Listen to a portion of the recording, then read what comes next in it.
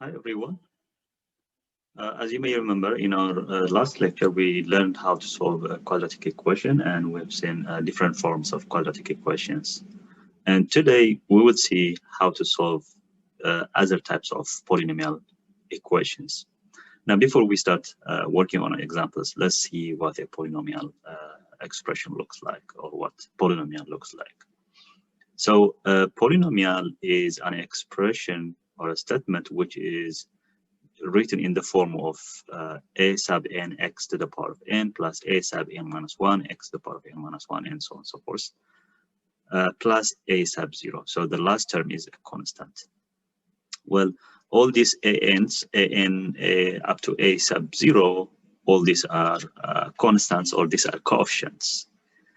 And we want the first term, or the first coefficient, a sub n, to be different from 0, because if this is 0, the whole term is 0, so the next term is this one, okay? So this polynomial is no more a polynomial of degree n. So this polynomial, if we have this polynomial n, well, this term, we call it the leading term, and an by itself is the leading coefficient,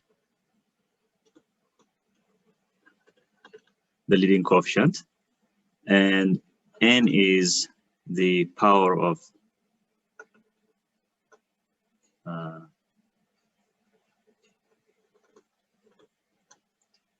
or degree. Let me use degree of the polynomial. Okay.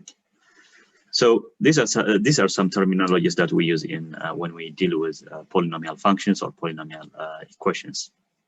We will talk about these polynomials in I guess chapter 3.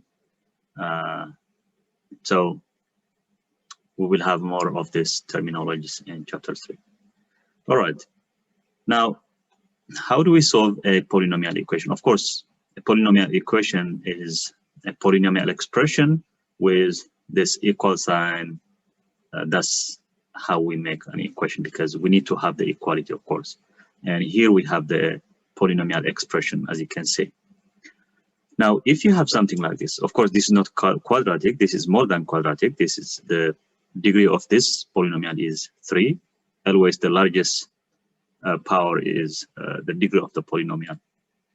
So we haven't seen how to solve such kind of equations. What we've seen before was just the solving quadratic equations.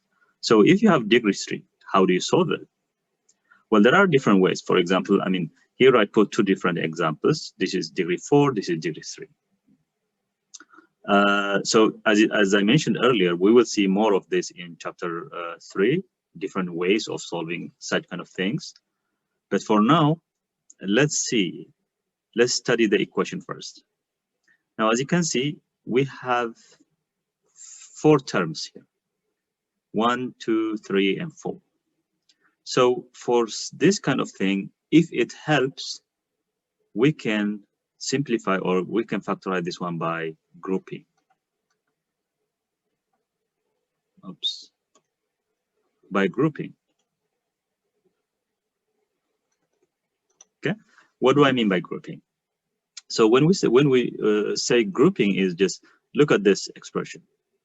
Group the first terms together and the second 2 terms together, and then try to factor out the LCD. Okay. So if I take the first 2 terms, the LCD, or the common factor for this one, not LCD, the common factor for this one is 25, because we have, this is 25, this 100, we can write it 25 times 100. Okay.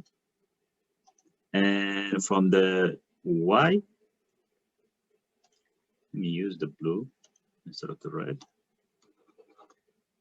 And from the Y, here we have y cubed, here we have y squared, so we take y squared out. So from the first term, we have only y left, because 25y squared is out.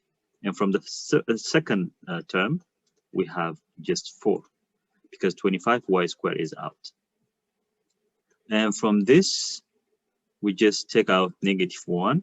So if we take out -1 from the first term, we are left with y, and the second term we are left with +4. And as you can see, we have the same term here, and that's good news for us. Okay, that means we can solve it by this technique. And then the next is just simplify this. Now let's see how to solve this polynomial equation. So here, as you can see, we have 25y cubed plus 100y squared minus y minus 4. And we can solve this one by grouping. Okay, if you remember solving quadratic equations, we have this technique called by grouping. And this means you group two terms together and the remaining two terms together. And by doing so, I can factor out 25y squared from the first term, from the first two terms, and then we will have y plus 4 remaining. And from the second two terms, we can factor out -1, and then we will be left with y plus 4. And then we have 25y minus 1 and y plus 4 equals to 0. Okay. And then we have this property. A squared minus b squared is the product of two conjugates. Okay. We remember this one we learned when we learned the complex conjugates. So I can rewrite this one as a product of two conjugates, and that will be 5y minus 1 and 5y plus 1 and y plus 4 equals to 0. Now we apply the zero product property. By applying this, in order the product to be 0, at least one of them has to be 0. Therefore, I can write this one as 5y minus 1 equals 0, or 5y plus 1 is 0, or y plus 4 is 0. Therefore, solving these are linear equations, as you can see. So we solve this one, and then we get 1/5. Y equals to -1/5 from the second equation, and y equals to -4 from the third one. So, and what do we do next? Well, we have to check it. Okay, we have to check if this 3 satisfies the original equation. I'm not going to show the whole process. You can go and check it for yourself, but I will just look at it and evaluate it. So if you evaluate 1/5 here, what do we have? 25 times 1/5 cube. We always use the original equation, plus 100 times 1/5 square minus 1/5 minus 4 equals to 0. So the first term is 1/5 plus this is 4 minus 1/5 minus 4 equals 0. Therefore, this is a solution set. And the second term, if you change this one to negative, then negative here, again, this first term becomes negative. This one doesn't change because it's square, so still +4. And this one becomes positive. Therefore, again, this is true. And if it's -4, if it is -4, what do we have? Here, -4, -4, -4. So -4 cubed, this is -25 4 cubed minus 4 cubed plus 4 minus 4 equals 0. Again, this is 0, this is 0, so this is solution set. Therefore, 3 of them, they satisfy the equation. So the solution set is -1/5. Let me start with the smallest number. So this is -4, -1/5, and 1/5. Okay. Okay.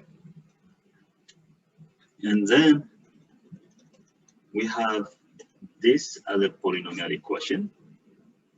And now how do we solve this equation? And for this one, what we do is we put all together on one side. So this is 4 minus 27w equals to 0.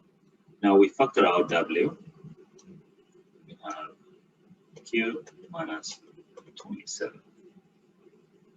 Okay.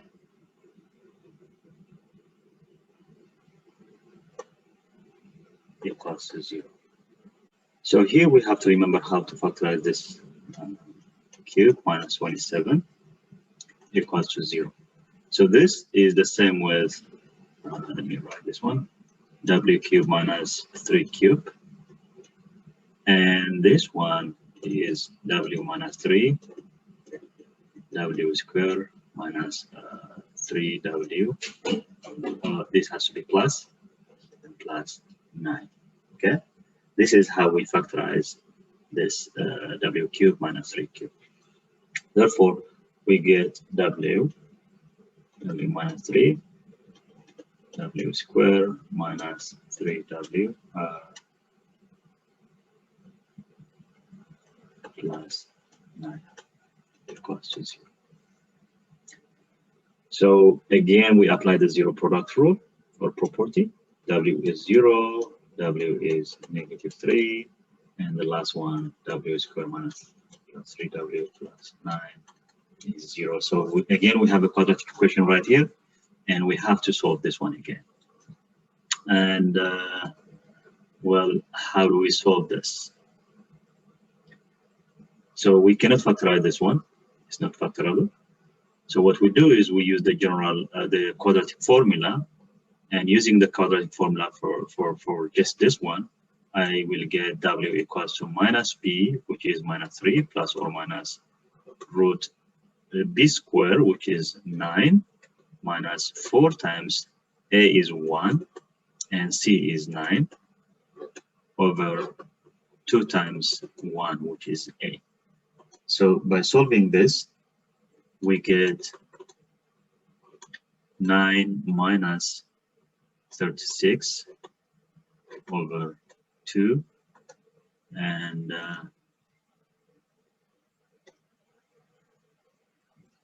here we have negative 3 plus or minus. So this is 27, right? 27, negative 27. So this will be negative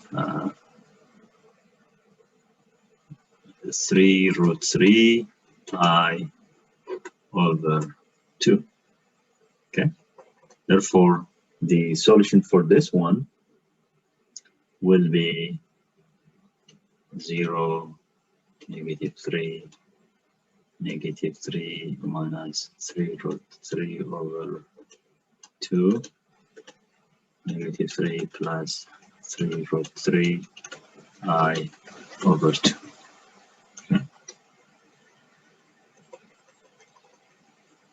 Okay. Now the next is, how about if we have rational equations?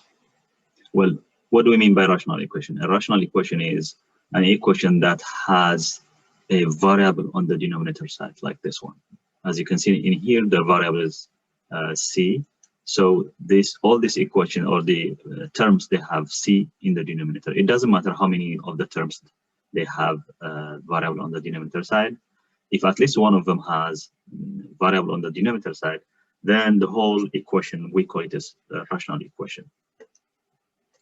So in this case, to solve a rational equation, we learned how to simplify or to eliminate these fractions. And what we do is, first, you have to factorize this one. Always, we have to factorize this one, because we have quadratic equation. It's not linear. For this two, we don't have any problem.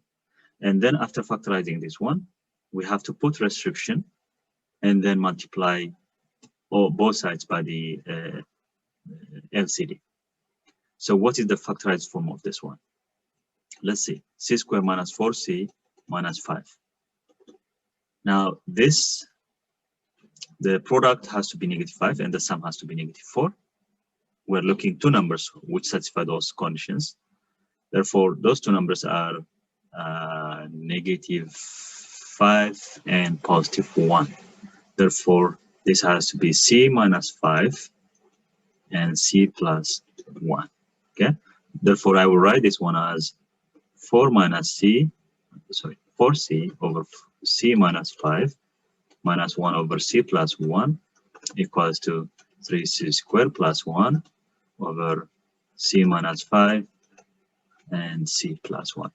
So here you may say, why don't we factorize this one? We don't need to factorize the numerator side for now. We will see, we will do it later. But now, because we are trying to get rid of this fraction, fraction, we need to factorize this one and then multiply both sides by the LCD.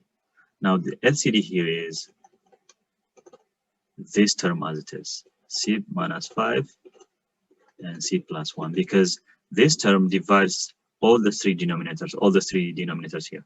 It divides C minus 5, it divides C plus 1, it divides itself. And then what restrictions do we have here?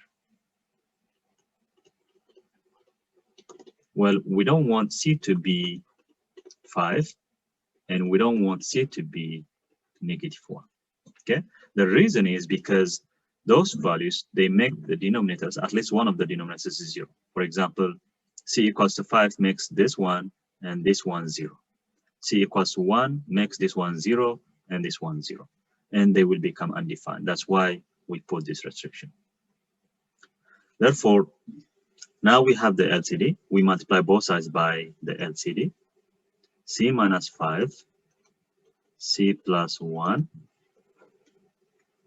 4C over C minus 5, 1 over C plus 1 equals to 3 squared plus 1 over C minus 5, C plus 1.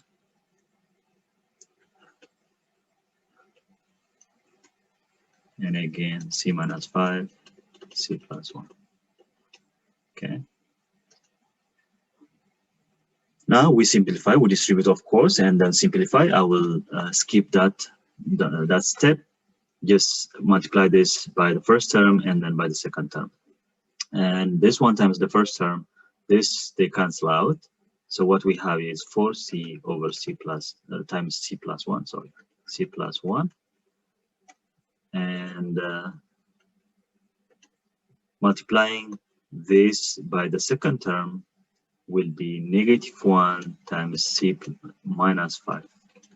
This is minus 5 equals to, then this cancel out. We have 3C squared plus 1 on the right side. Okay. All right. Okay. So now we distribute this one. We get rid of the parentheses. And we have 4C squared plus 4 minus C plus 5 equals to 3C squared plus 1. Now all we are left with is just add like terms, add or subtract like terms, and then put in a simplified form of the quadratic equation, because this is quadratic equation. So we have 4C squared and 3C squared, and that will be C squared. We bring this one on both sides, on the left side, so it should be minus. And then we have minus C, and we have constants 9, and then this is plus 8 equals to 0.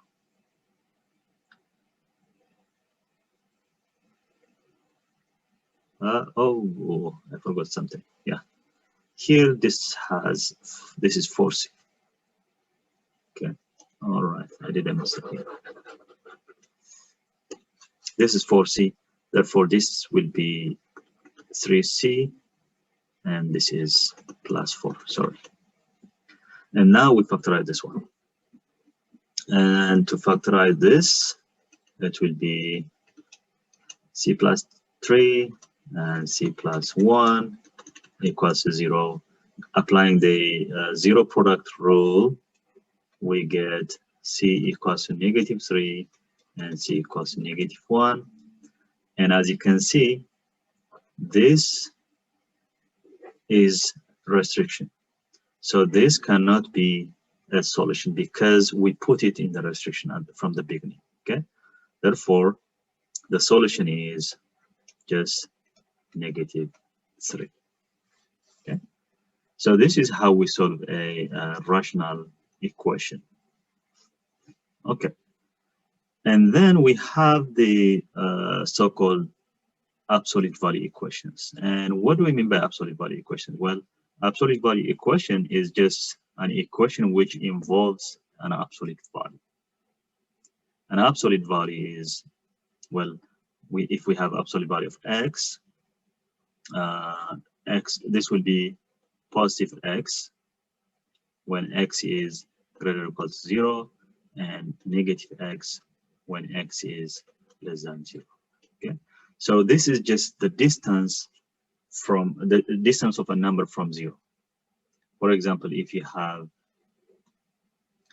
put a number line,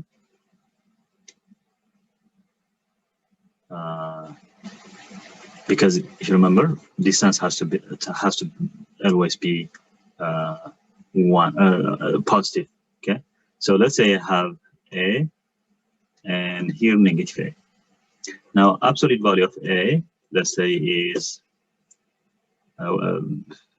well, let's say I have absolute value of a. So absolute value of a is distance of a from 0. Okay, now let's make this one numeric. Absolute value of 5. Okay, absolute value of 5, of course, is 5 for now. It's positive. It's positive. Now, what is this inside? What is this one? Absolute value of 5 is the distance of the number a. In this case, since it's a number, it doesn't make sense. But when you put it a variable like this one, then a has to be either a. This distance is absolute value of a, or again this distance. Again, this distance is absolute value of a. So if a is negative a, if this is our a, then again absolute value of a is just the same number. This distance is the same with this distance. Or if a is positive, then again the distance is this one. So absolute value of a, x is x when x is greater than 0, because here we have positive, so the distance of a is just a. And on the left side, if x is less than 0, then the absolute value is negative x, which means to make it a distance, distance of negative a from 0 is negative a, which is positive a. Okay, so this is what it means. Now,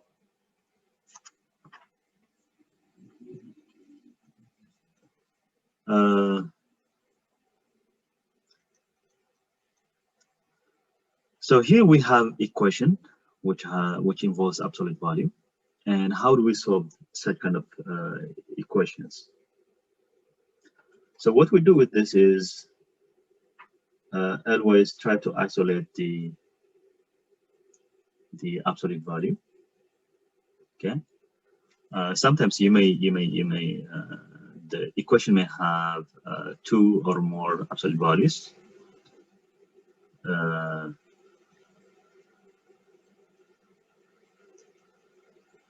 But yeah, so you isolate one of the sides, and then what we do is, let's say for example we have 4. We have 4 in this case, absolute value of t plus 7 equals to, now we simplify, we take these two to the right side, so it will be 20, and then divide both sides by 4. Then I will have 2t plus 7 equals to 5 if you divide both sides by 4. Now, using this idea that we explained here,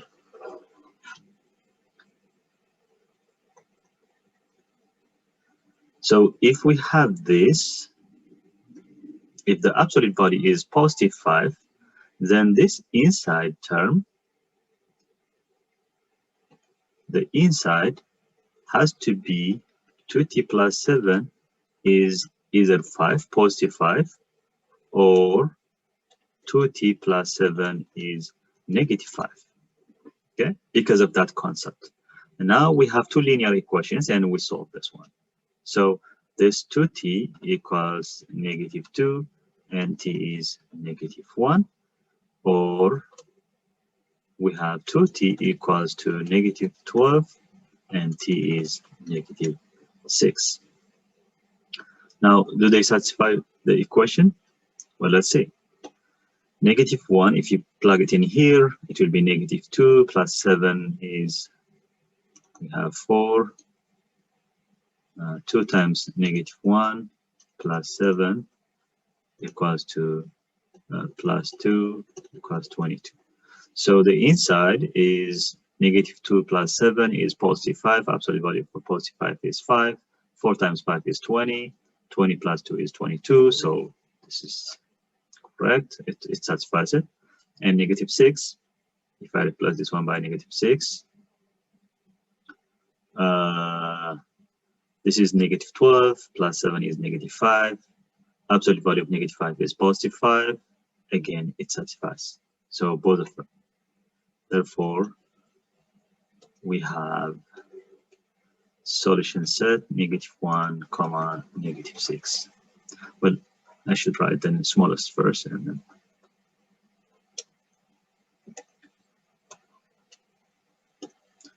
It's not wrong, but you know, you have to put it in ascending order. Okay. And then we have this another example, which is more or less similar. Okay. And then we do the same thing. It doesn't matter. You can keep it on the right side or you bring it on the left side. It doesn't matter. You can, because this is equality, so you can interchange this. You can shift them to the other side. So I would put it on the left side. And then this will be -1. When you bring 7 to this side, it will be 6 minus 7 will be -1. Then 9z minus 3 is, oops, yeah. Now here, let's look at this one. There is one thing that we need to see here.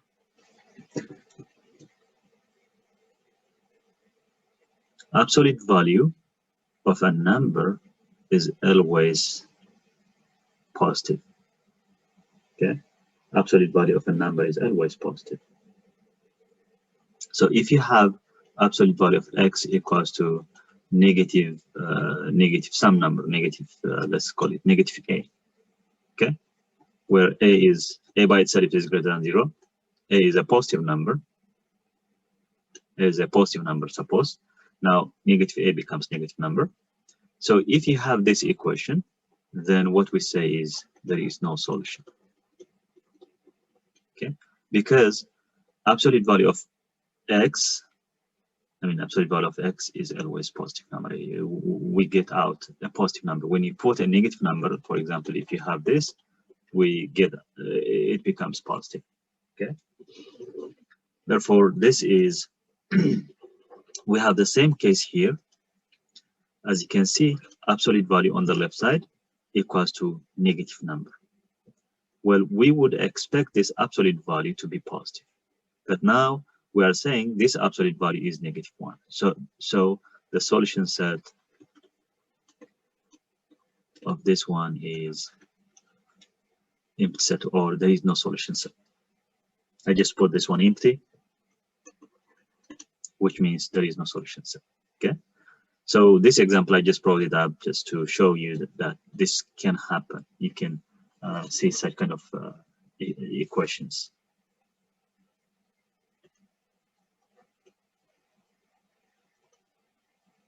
And the next is solving if the equation has two absolute values. Now, what do we do if it has two absolute values? So if it has two absolute values, what we do is we isolate at least one of them, and we treat this one as the term on the right side, just like what we had before. Okay, so if you have this, what you do is you put 2a minus 3 equals to plus 2, or 2a minus 3 equals to negative a plus 2. Okay, in order this one to hold, either this is equals to this one, or this is equals to the negative of this one. And now we just simplify this and solve it, and then we get from this one we have a equals to 5, or from this one we have negative a, 3a equals to 1, then a is 1 over 3. Okay, let's see now. Do they satisfy the condition, the equation? If we plug 5 in here, we have 2 times 5, 10. 10 minus 3 is 7. And absolute value of 7 is 7. And here we have 5 plus 2 is 7, so that's true. And then 1 over 3, 2 over 3 minus 3, we have 2 over 3 minus 3 equals to 1 over 3 minus 2, plus 2, sorry. This is plus 2. So what is this?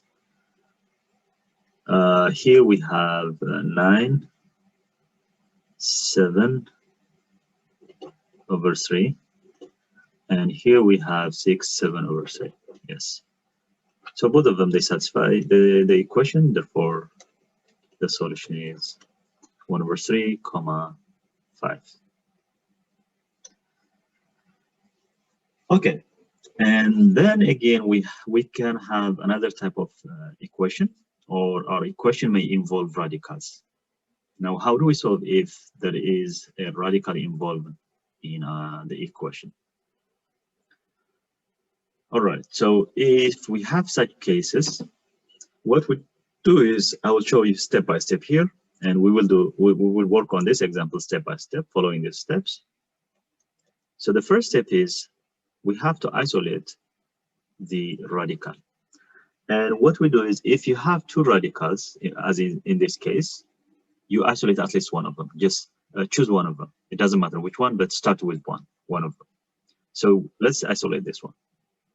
And we write it as square root of d plus 4 equals to, we take this one to the other side, and this will be 6 plus 2d minus 1. Okay, so this is how we write it, by isolating the one of them. Means we write one of them on one side and the rest, all other terms on the other side. And then we raise each side to a power equals to the index of a radical. So index of a radical is whatever you have here. So this is square root, right? So we don't write it, but there is a 2 here. There is a 2 here.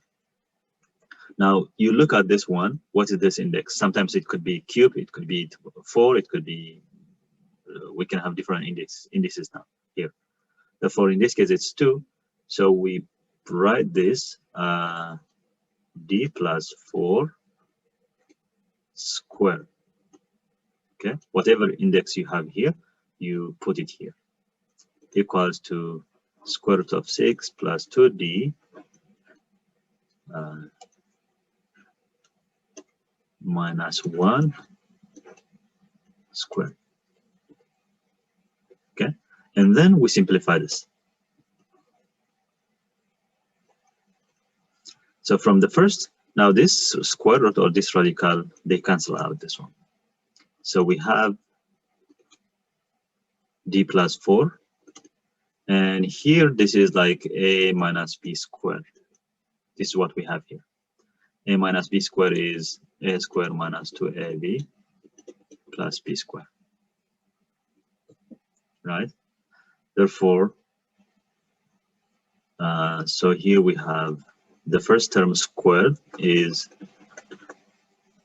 6 plus 2d minus 2, this has to be plus 2 times square root of 6 plus 2d minus plus 1 square of the second one.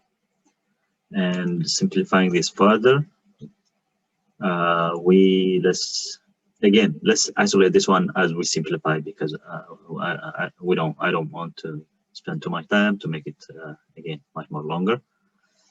So isolating this one, we get 2 square root of 6 plus 2d equals to, let's keep all take all the remaining terms to the right side. So we have constant 6, 1, and 4. This is 7 minus 4. This is 3. And 2d minus d is, let me put the d first and then 3. Okay. And again, it's saying if you have more, again, still radicals, if we still have radicals, then repeat the previous expression steps. Therefore, to repeat the previous steps, what we need to do is, again, we have this, and then I can raise this to the power of 2, the power of 2. This constant, you can put it to the right side. You can divide both sides by 2, but still it will be a fraction, which is more complicated. So just keep it there. It doesn't make it complex. If it was plus, yes, it does.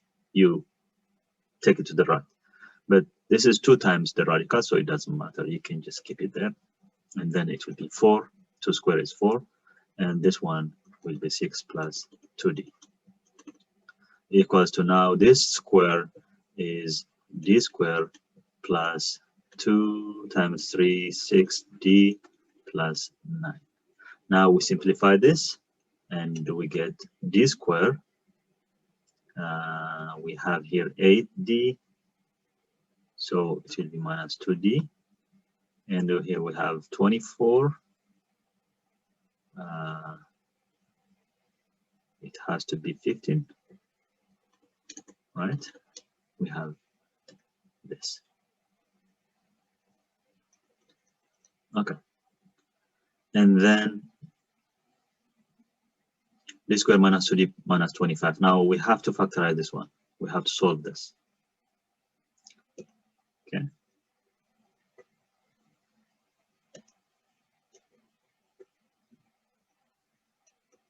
So how do we factorize this one? Well, the two numbers which whose sum is -2 and product is -15 are 3d plus 5d. No, this is plus, this is minus, plus minus 15 equals to 0. Now we group it. We use the factorizing by grouping. So here we have d plus 3 minus 5 d plus 3. Therefore, we have d minus 5 times d plus 3 equals to 0. Okay. Now what do we use here? Which property? Which is very important property. And that property, the zero product rule property. So by using the zero product property, we get d equals to 5 or d equals to -3. Okay. Now we check the results. What was our original equation? Our original equation was this. And I will copy it. I will take it to the bottom so that we can see it.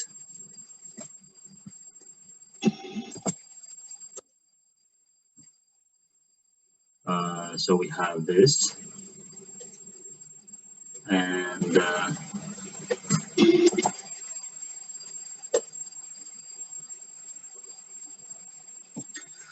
now if we take 5, it will be 5 square root of 5 plus 4 minus square root of 6 plus 2 times 5 equals -1. So this is 9, which is 3. minus this is 6 plus 10, 16, 4, negative 1. This is true. And negative 1, negative 3, sorry, negative 3, negative 3. So this is plus 1 minus 6 plus negative 6. This is 0. Is it? Yeah, 2 times 0, 0, 1, 1. So this is not solution, right? Or I'm missing something. Negative. This has to be 1. This negative 3. This is 0. Yeah. So this is not a solution. Therefore, the solution for this one is just negative. Not negative, positive. The solution is just positive. So why am I writing again and again positive and negative? This is the solution. Okay. And one last equation. Suppose we have such things, something like this. So this one, it do have some exponents, fractional exponents. And how do we solve such kind of expression or such kind of equations? So what we do here is try to look at this one, study this, and see if we can rewrite it. And of course, we can rewrite this one. And this one is just 3 times d to the power of 1 cube, then squared, okay? Because I can rewrite this one, this 2 over 3 as 1 over 3 times 2, okay? So we can rewrite it this way. Minus d 1 over 3 minus 4 equals to 0. Now, what do you see here? Well, now let any variable, I will just pick u to be this d cube, sorry, 1 over 3, it's about 1 over 3, or 1/3. And if I replace d to the power of 1 over 3 by u, we get 3u squared minus u minus 4 equals to 0. Now what is this? This is a quadratic equation. Well, now I can use the techniques to solve a quadratic equation in order to solve this equation. And of course, we have to factorize this one. So the sum of them, the product is negative 14, negative 12, and the sum is negative 1. And those numbers are 3u squared minus plus 3 minus 4u minus 4 equals to 0. Again, use grouping.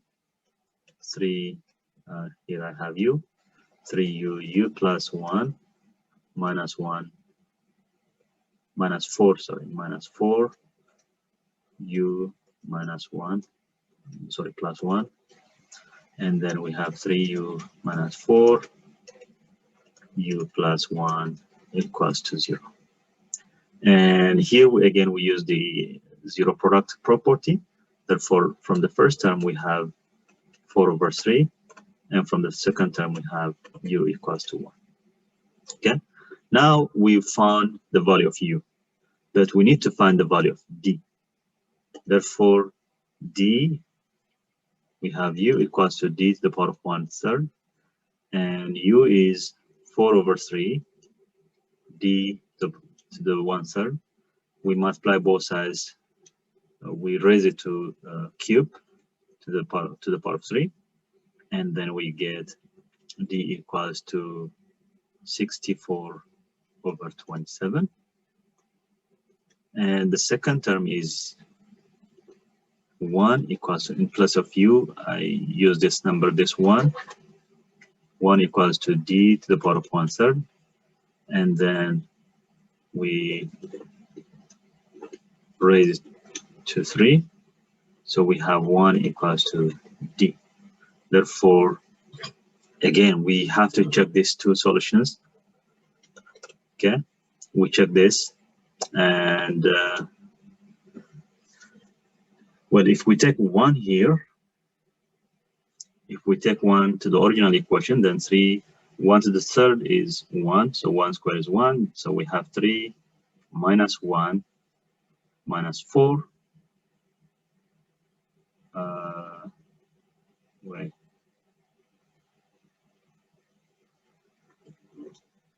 No, so this is not solution. So 1 is not solution. But the second term, 64 over 27, if you plug it in here, that's 4 third cube, that's 4 over 3, that's 16 over 3. We have 16 over 3 minus, we have 4 over 3 minus 4. So this is, yeah, so this is 0. Therefore, this is just 64 over 27. We have 1 solution. Okay. Okay, so this is all for today, and I hope this helps. And we will see more of this. We will talk about polynomial functions and polynomials in chapter 3. And of course, we will touch all this stuff again. Okay. All right. So see you in the next lecture, and make sure to understand all the concepts. And if you have any questions, please always try to contact me, email me anytime, and I will try to respond as soon as I can.